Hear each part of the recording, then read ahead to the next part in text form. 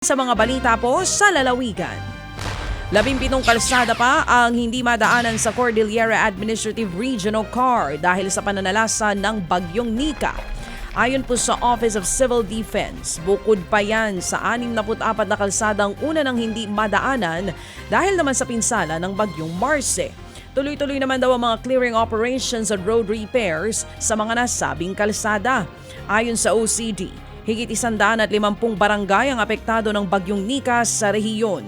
Panawagan nila sa publiko, iwasan muna ang outdoor activities, lalo pat pinangangambahan pa rin ang masamang panahon sa mga susunod na araw.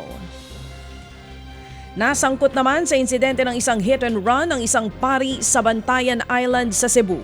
Minamaneho raw ng nasabing pari ang kanyang kotse nang mabangga niya ang dalawang motorsiklo. Sugatan ng dalawang rider at nadala na sa ospital. Tumakas daw ang pari pero arestado rin kalaunan. Nakipag-areglo na sa pari ang isa sa mga biktima kaya pinalaya na ito. Gayunman, desidido raw ang isa pang biktima na magsampa ng kaso. Hinatulang guilty sa animal cruelty ang isang sangguniang kabataan chairman at 4 na iba pa na pumatay sa isang aso sa Pilar, Capiz. Mayo ngayong taon nang hatawi ng mga suspect ng kahoy ang aso na nakabigti pa hanggang sa mapatay na nila ito.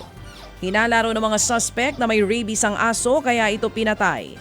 Guilty ang plea ng mga suspect nang basahan ng sakdal kaya pinagmulta na lamang sila at hindi na ikinulong.